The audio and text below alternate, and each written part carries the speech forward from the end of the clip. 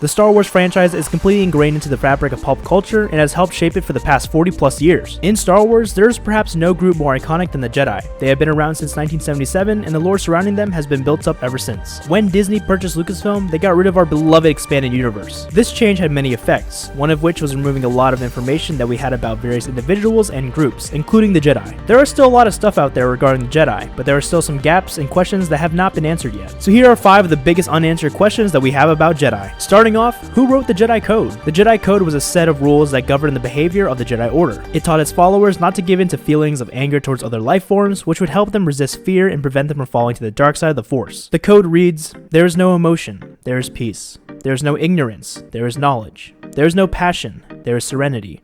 There is no chaos, there is harmony. There is no death, there is the Force." Amongst other dictates, the Jedi Code forbade Jedi Knights and Jedi Masters from taking on more than one Padawan at a given time, and forbade the Jedi from forming attachments. Grand Master Yoda stressed that emotional detachment was essential to prevent Jedi from becoming vulnerable to feelings of jealousy, greed, and the fear of loss, all of which were passed to the dark side. Ahsoka Tano also regarded attachment as dangerous, and rejected Grogu as an apprentice due to the foundling's bond to the Mandalorian bounty hunter Din Djarin. This practice of non-attachment did not mean all the Jedi were strangers to compassion, as they considered it central to their way of life and believed all lives are precious, though outsider misunderstandings of this were not unusual. While Jedi did not marry, the Jedi Code banned neither romantic feelings nor family love. The code forbade the Jedi from killing unarmed opponents as well as seeking revenge. There is little information on the code, not least of all missing from the data who wrote the code and when did the person write it. I wonder if there was a huge conflict or event that forced a Jedi to write a code to follow in order to maintain structure and formality. It would be very interesting if we see this eventually in a book or on screen someday. Another question is, who was the Master of the Order before Mace Windu?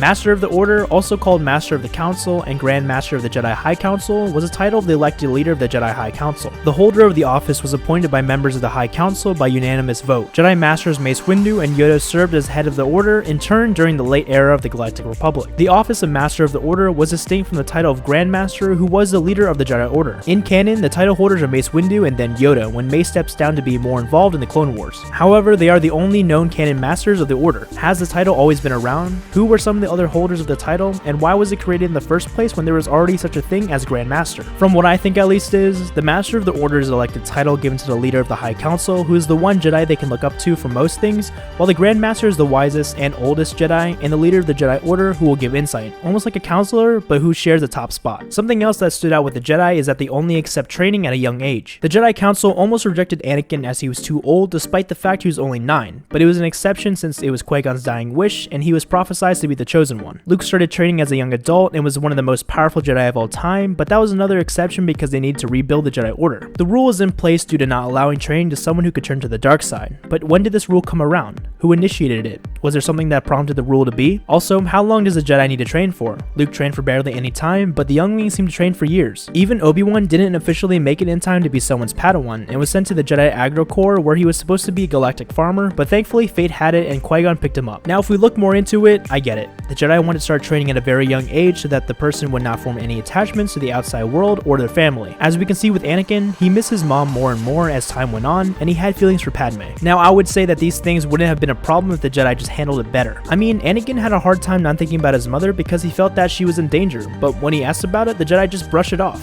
He also confided in Yoda about his visions of Padme dying, but Yoda just told him that it was a natural way of life and to forget about it. If they handled Anakin's problems with care and better planning, there would have been a big possibility that he wouldn't have turned to the dark side and asked Palpatine for help. Luke would later change a lot of these things when he rebuilt the Jedi Order, as he accepted any age of a person to start training them. Speaking of ways the Jedi Order could have improved on things is having a set way to becoming a Jedi Master. The Jedi Council/Order is full of rules and ancient codes and is almost a slave to tradition at some points. There are Jedi trials to go from Padawan to Jedi Knight, so why aren't there set rules on becoming a Master? It can be done by successfully training a Padawan, or by taking a modified version of the trials, or by doing something exceptional like when Ahsoka fought for innocence and proved herself not guilty of the Jedi Temple bombing. For an Order so obsessed with their ideologies, it seems strange that there's no official process to becoming a Master, and that there are just unofficial options. Anakin was shocked that he didn't receive the rank of Master when he was let onto the Jedi Council, which led a lot of us to believe that if you were given a seat on the Council, then you are made a Master. So if they can deny the rank of Master for someone on the Council, then how do you become one? By a great heroic act?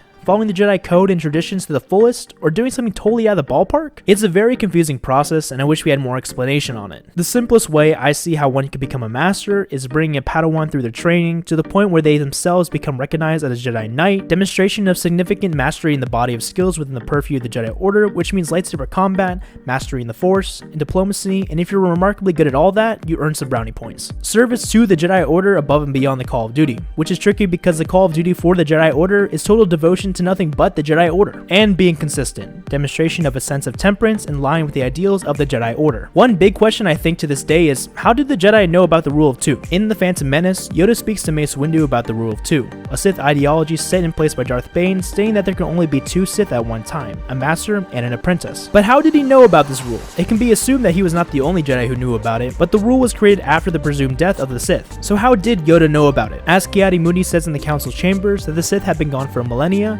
and Yoda has not lived longer than that, so that begs the question. How did he know? Maybe he went exploring in the galaxy and heard about it offhand for someone else who wasn't a Jedi. Or if the Jedi discovered it a long time ago and they just have that knowledge. Who knows, but it's very interesting. Maybe there can be a book made written before The Phantom Menace that can explain all of that.